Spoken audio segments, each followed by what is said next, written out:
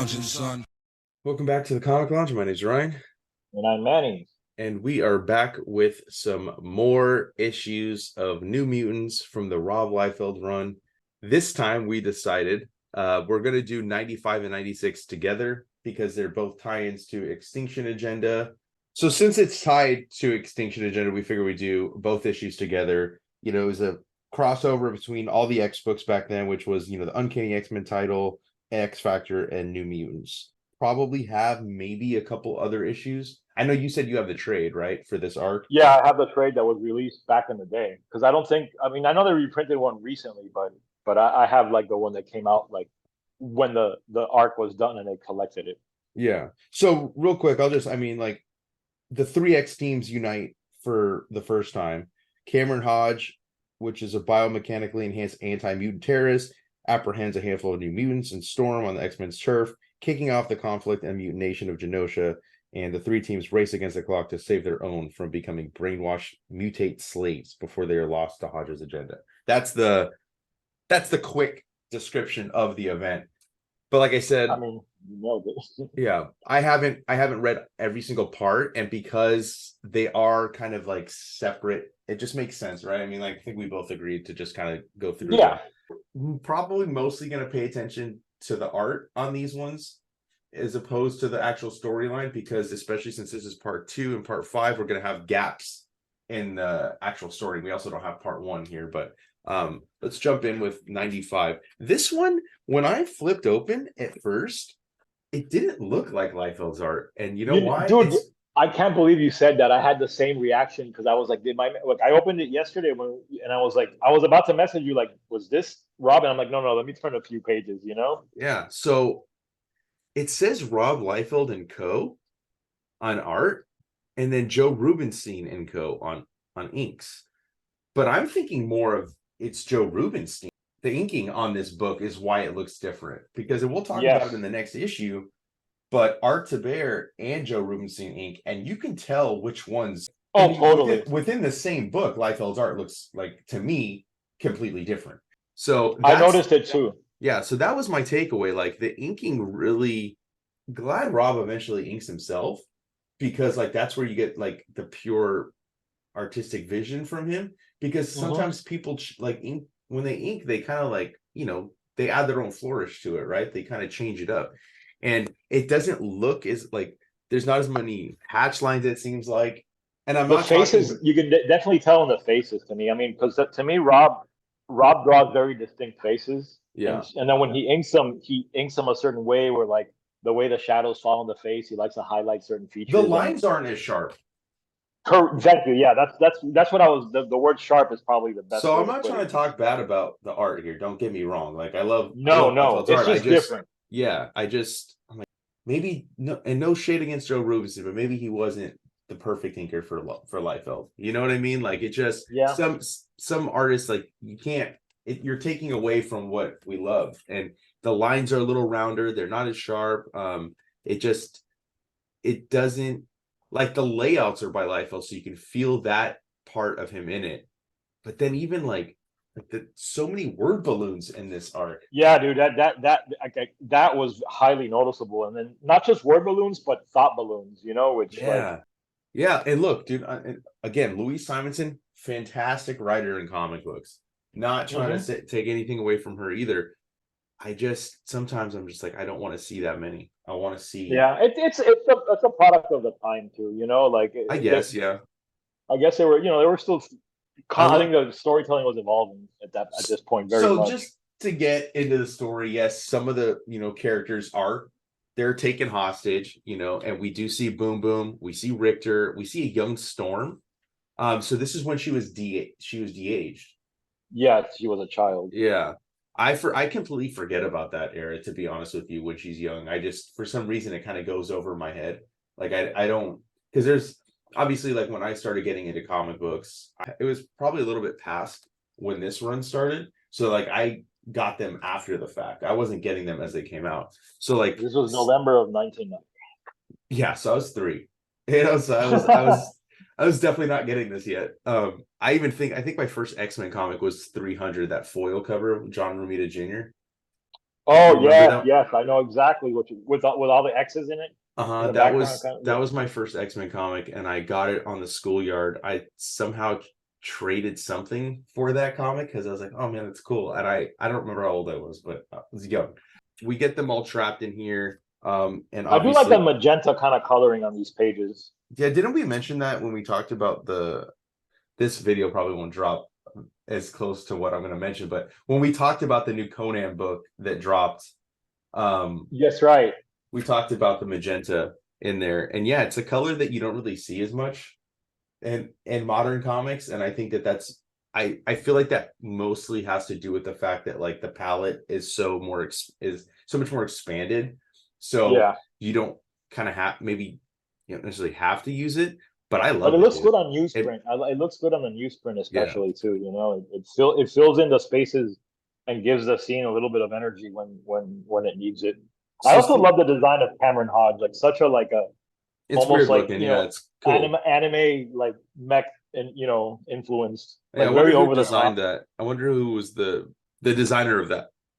Is I'd be curious to kind of know. See, look right here. You look at Cable's face and Forge, like you see Liefeld, but it's just not.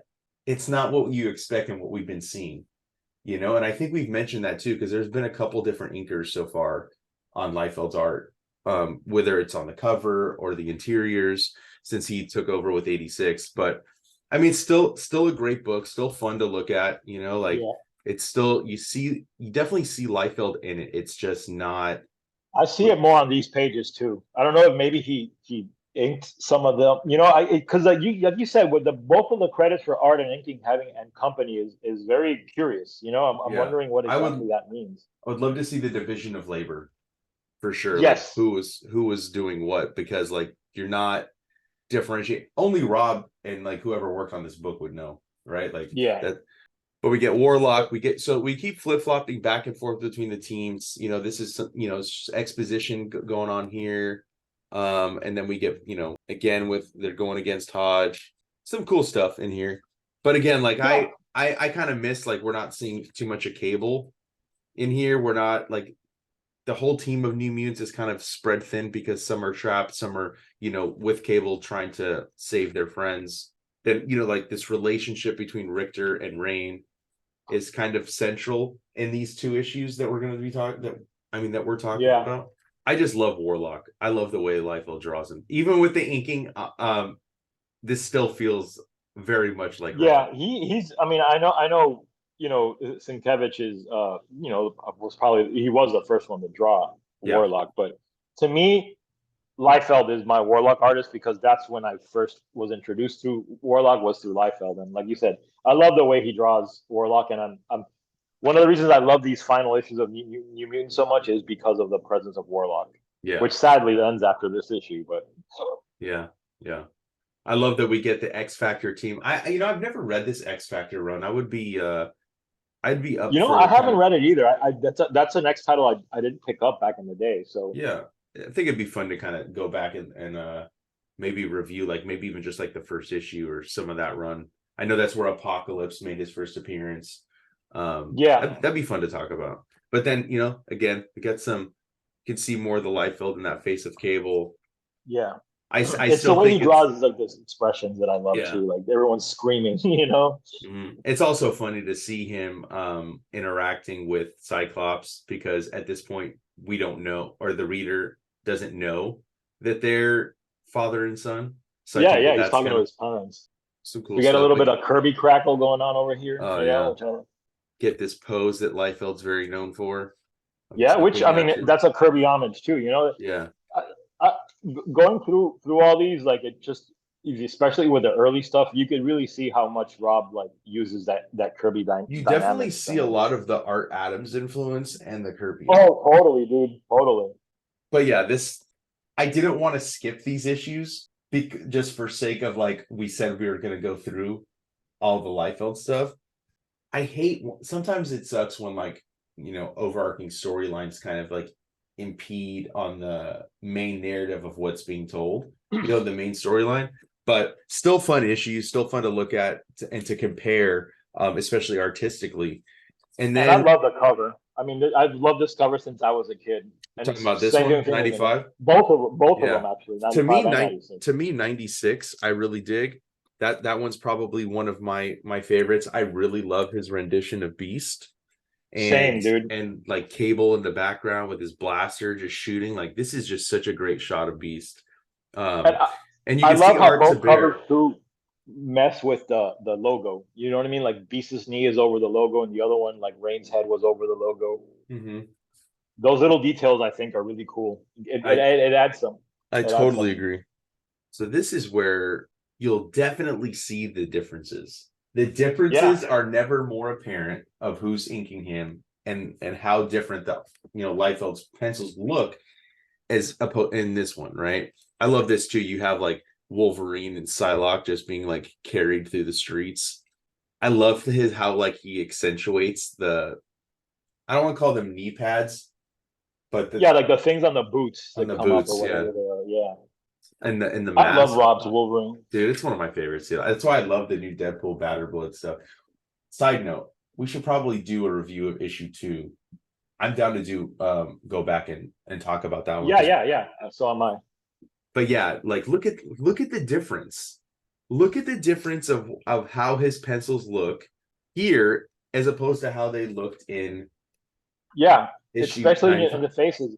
I think you nailed it when you said in the last video about the cross hatching. That really, I mean, that to me, I associate that with 90s art. You know, they cross hatching became a big thing amongst all these guys, and to me, Rob did it best. I think, at least I personally. You know. I totally agree. I love this shot of Jubilee. She's like one of my favorite X-Men, probably Hmm. because of the 90s cartoon. Um, Same. but I love this shot of her running down the streets, dude. It's just awesome. And like even like Boom Boom saying like that she basically has the same powers I did before Wipeout blocked them. I mean, because she does kind of, Yeah. it's not exactly the same, but it's similar, like she shoots off fireworks. I think it's a kind of cool power. So here, like I said, like Rob Liefeld penciler, Art Taver, and Joseph Rubinstein are inks. This is where you're gonna see the difference with Art Taver. Yeah. Like look at the difference here, dude. They look There's a way lot more more like Rob. yeah, and just I don't know, it just works. It works better. You know. Yeah, the energy is a little bit different. I feel like it retains Liefeld's pencil energy as opposed to where it looks like some of the lines were like taken out. Because Rob Yes. like draws very tight. There's a lot of line work on his stuff, and it definitely feels like some of that was lost with Rubenstein on inks. But look at this, dude. Look at this money shot right here. Boom, boom. Dude, I love it. And just And the Richter, look at the layout here, dude. Awesome. yeah, it's an interesting layout with like you got a panel on top of a panelist like image, and then like a regular looking, and even a little detail, like if you look on the right hand page in the bottom, the way that Jubilee and Richter kind of stand out from the panel. You see how her foot and her left arm are like kind of like coming out of the panel. Like little things like that to me are crucial in making Rob's art so fucking awesome. You know, like Totally. I'm telling you, I just when I flipped to this after reading, because I read them 2 different nights. This was like, I don't want to say it was easier for me to read, but it was more fun for me to read, and I really feel like that was the difference. Was the way that the art felt when I looked at it. Like this was what I was looking for.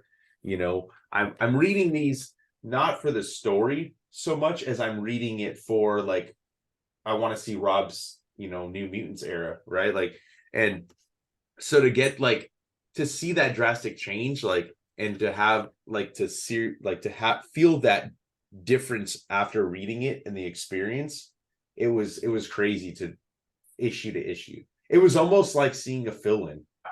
yeah, that's a good point because it does feel like a different artist at times. Yeah, and like look at this Cable shot. Dude, I love it. I mean, like just the gun, the pose, it's like Yeah, badass. I love the way Beast is standing in the background, like he's good at drawing Beast to be very animalistic, and the way he stands, like like a beast. yeah, he's like holding his arm almost like an ape, kind of. Yeah, it's very gorilla-ish. Yeah, and then look, dude, here we get I wasn't this missing from the last issue too, like the speed lines. Yeah, dude. Yes, yes. I want to flip to the other one real quick, but yeah, man, there really aren't any speed lines at all in the last issue that I can. Yeah, No, dude. There's like, I'm flipping through it as well. Like, there's no, the and speed there's lines on the cover. yeah, and there's moments where like I feel like this would have been good for speed Yes. lines, right? Yeah.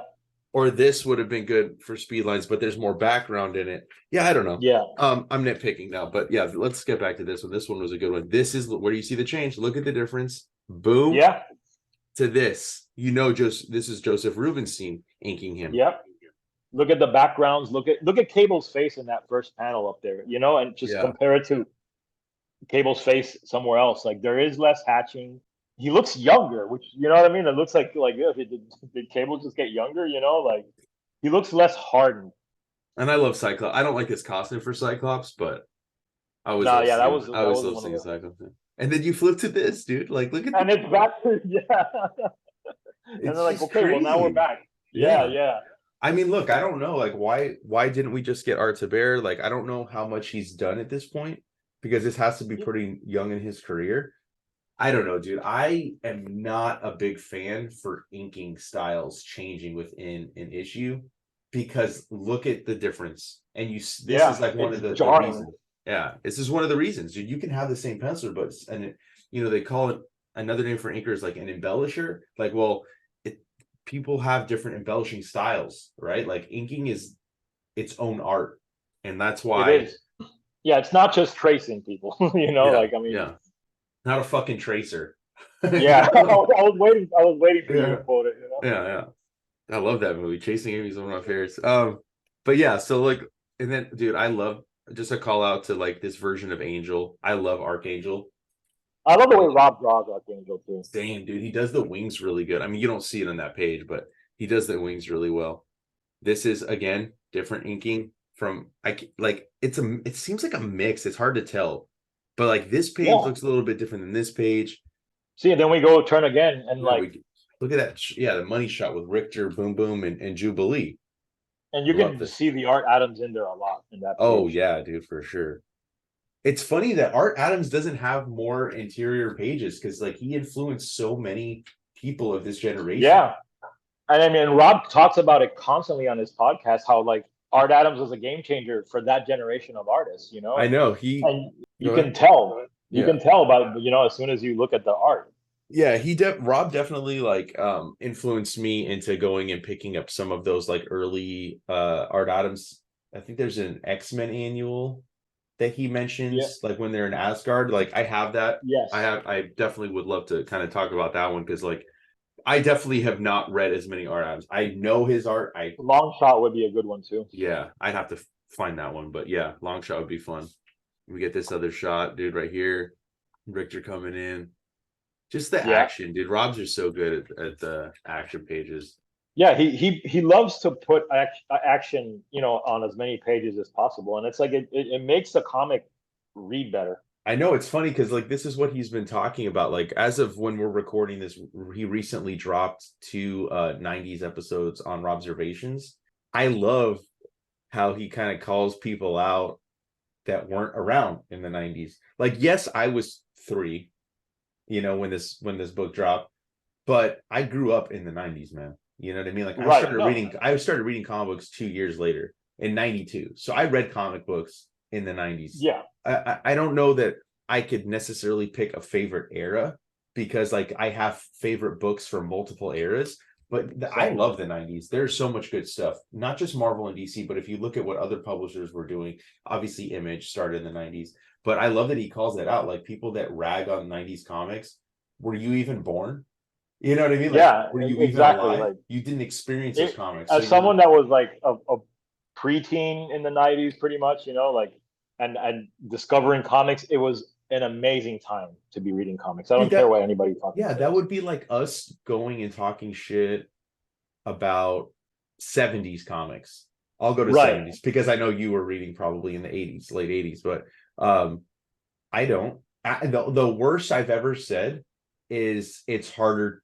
Like it's a little bit harder for me to read, but I try to put myself in like, well, this is how books were written then. Yeah. But like I've never been like, oh, the comics that came out in this era were shit. Oh, the 80s comics, early 80s was garbage. Like, no, dude, how can you say that? You know what I mean? Like you didn't experience them as they were coming out. Like if you put yourself in that headspace of like, okay, what were the other comic books coming out? Like maybe these aren't the best of that era, but then maybe just check out other stuff. Because I Yeah. could find stuff from every era that I think is dope. But yeah, anyways, I just wanted to kind of make a point of that because I think this is great 90s comics. It's fun. It's different than, Mhm. like your typical book that maybe was coming out at the same time. This is why Rob became Rob Liefeld. And we're coming up to some really cool pages here Oh too. yeah, dude. I love the way Jubilee's cape. It looks like fireworks coming Yeah, off that's a of her. good point. I hadn't thought of that, but yeah, Yeah. she looks like she's exploding out at you. Yeah, it's dope. This Gambit shot. I'm also a huge Gambit fan, dude. I love Gambit. There's a great Gambit coming up on the next page too. Yeah, That one. there it is. I You got love the that. speed lines, like again, the leg coming down into the other panel, where he's Hmm. kicking the guy. Like it's Rob's layouts aren't talked about enough because everyone focuses on how dynamic his finished art is. But if you look at just the way he's laying out things, like the energy in his art starts with the layout. Well, yeah, and that's the reason that all the extreme books, right? Like Yeah. even if he didn't draw it, he laid out quite a bit. Like I'm pretty sure if I mean, I feel comfortable in saying like he didn't draw Prophet #1, but he laid those pages out, and And stuff like layouts are that. very important, like it's something I've over the years, the more and more I become like a much more conscientious comic book fan and focusing on different aspects of the Yeah, art. I realize that like you have to start with great layouts, otherwise your book's gonna suck. You know what I exactly, mean? because Like, that's the storytelling aspect of it. yeah, That's the exactly. sequential. That's That's the sequential storytelling. So when yeah, you're laying it out, you're visually telling the story. You may not be yeah, putting the finished art, but you're giving them the bones, and yeah. they're You're giving them like the flow of the narrative. You're giving them like the speed of the narrative. You're giving them all the stuff that are the nuts and bolts of the finished project. So yeah. you could have a great artist draw over piss poor layouts, and you're gonna have a fucking terrible comic book. Here we go. We got Cable. We got fucking Forge. We got Sunspa. We got Jean Grey. Like I love all these action shots too. Yeah, so much going on, like all this energy and telekinetic fighting, and everyone using their powers. Like it's I don't know. I feel like X-Men has lost a lot of this over the years, I and know I'd love to see a return to this. It's something that's else Rob talked about on his podcast recently. yeah. Like I mean, look, there's stuff I've liked about the Krakoa era, but same. I think Hickman, if he had complete control, I think it would have ended already. And I think that Yeah, that's what we're seeing. Like, there's bits and pieces that I like. Don't get me wrong. Yeah, overall, like it's hard to jump back in again. Like if you've been out of it for like even like a year, like so much has happened within a year. Like for me, like it's probably been like a year and a half where I haven't been consistently following. I tried to read an issue recently. I'm like, man, dude, I'm missing so much. And like I don't want to go back and read every single book to understand what's happening. So yeah, I'm kind of excited for it to be over as well. yeah, and I'm curious as to like this whole like what they're gonna do next. Like they've released a little teaser images, and it seems like it might be kind of harkening back to a less like sort of like heady sort of like hard sci-fi slant that Hickman has been doing. Yeah. No, it'll be interesting to see what happens and what becomes of like what teams we're gonna see. Like, like right here, we only have 3 teams of mutants, right? We have X Factor, New Mutants, and then the X-Men proper. I don't know that they'll pare it back to 3 books ever again, but it'll be interesting to see. No, that would be too quaint, huh? Yeah, Just three. it'll be interesting to see what they do. But I love this. We end with Rain's mind's been wiped. And we kind of glossed over the fact that she was like torn, like that her and Richter had just started a relationship, kind of, and that she wished she had done it sooner. And then you get this where like she doesn't remember anything, and the look on Richter's face as he sees her, and That's then agonizing, look, yeah. and you just see like Cable squinting at the bottom, and of course it's saying where to follow for the next storyline, but then don't miss New Mutants for Reckoning, which we're getting close to issue 98, which is going to have some first appearances. I'm very excited to Yeah, a talk couple about that. characters you might have heard about. Yeah. You Now know? I know that I've done New Mutants 98 before, but we'll still have that in the video with 97 or with issue 99. I don't know how we'll do I it, mean, but that's one of the most iconic comics of my life. So same. But yeah, that's New Mutants 95 and 96, the X-Tinction Agenda issues. Definitely fun to look at, definitely fun to compare, you know, especially with like the different inking on Rob's pencils. But you know, I've been having fun going through these New Mutants. Definitely excited to get to issue 100 leading into X-Force. That'll be fun to talk about. Go pick these up if you dig 90s comics like we do. You can find them in trade, not super hard to find, or single issues also aren't that expensive. Yeah, no, you can find them in dollar bins if you hunt. yeah, agreed. But yeah, go check them out. Make sure you check out the previous vids where we go through the issues that come before this, and follow us on social media, hit the subscribe button. And on that note, we're out.